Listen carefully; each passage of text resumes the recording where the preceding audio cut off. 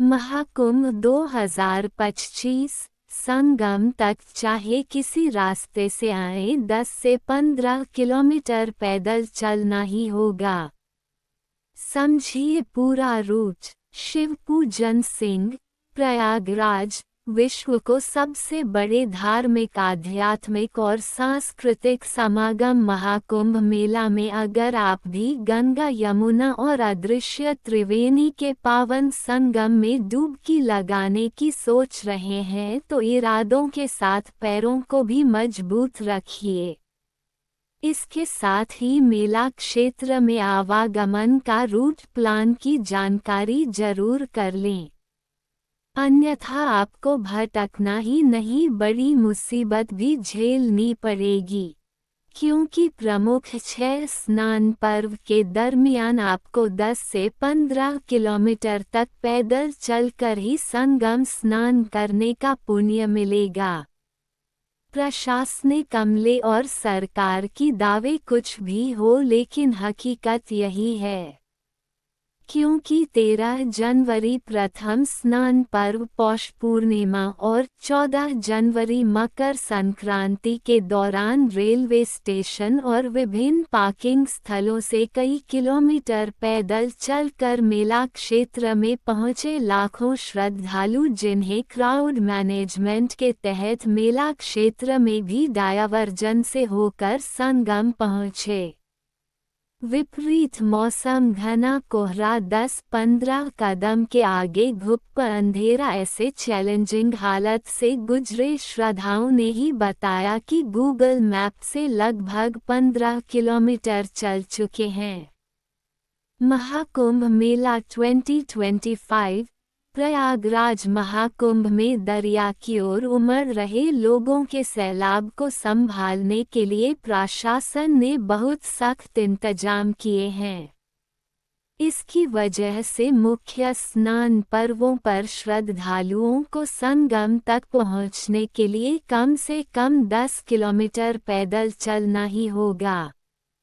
महाकुंभ में स्नान के लिए 10-15 किलोमीटर पैदल चलना होगा। शिवपूजन सिंह, प्रयागराज। विश्व को सबसे बड़े धार्मिक, आध्यात्मिक और सांस्कृतिक समागम महाकुंभ मेला में अगर आप भी गंगा, यमुना और अदृश्य त्रिवेणी के पावन संगम में डुबकी लगाने की सोच रहे हैं तो इरादों के साथ पैरों को भी मजबूत रखिए। इसके साथ ही मेला क्षेत्र में आवागमन का रूट प्लान की जानकारी जरूर कर लें, अन्यथा आपको भटकना ही नहीं बड़ी मुसीबत भी झेलनी पड़ेगी, क्योंकि प्रमुख 6 स्नान पर्व के दरमियान आपको 10 से 15 किलोमीटर तक पैदल चलकर ही संगम स्नान करने का पुण्य मिलेगा। प्रयागराज में बढ़ गई थी मुश्किल, वहीं मोनालिसा के परिवार के साथ प्रयागराज में मुश्किल बढ़ गई थी। वीडियो बनाने वाले लोग इस परिवार को दिन रात घेरे रहते थे।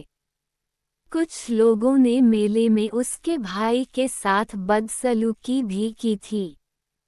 इससे परिवार के लोग काफी परेशान हो गए थे।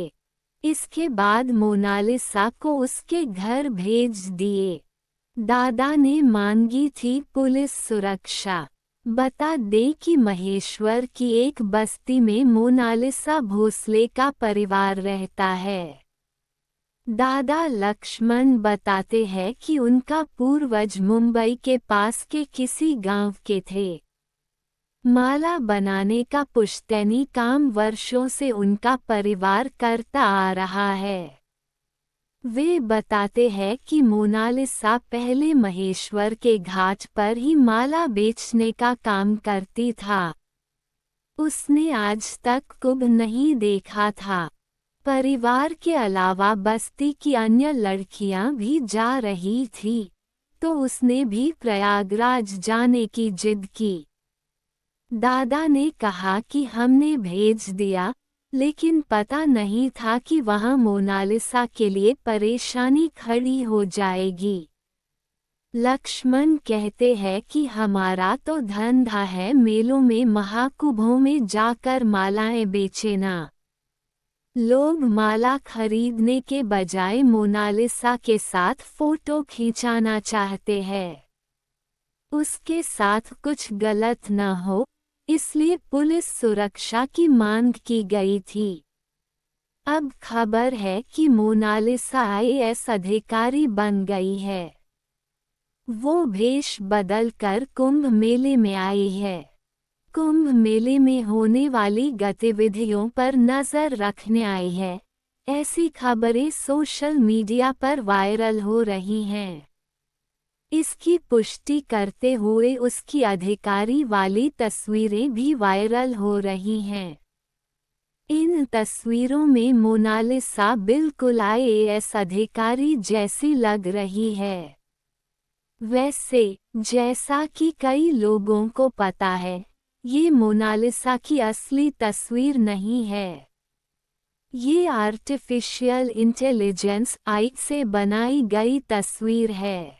आईएएस अधिकारी के रूप में तस्वीर बनाकर कहानी गढ़कर सोशल मीडिया पर शेयर किया जा रहा है। मोनालिसा की चर्चा के साथ ही कई यूट्यूबर उसके नाम का इस्तेमाल करके अपने व्यूज बढ़ा रहे हैं, झूठी कहानियां बना रहे हैं। अब आईएएस अधिकारी वाली तस्वीर डालकर उसे सच में आईएएस अधिकारी बता रहे हैं। कुल मिलाकर मोनालिसा के बारे में फैल रही ज्यादातर खबरें झूठी हैं, ये याद रखें।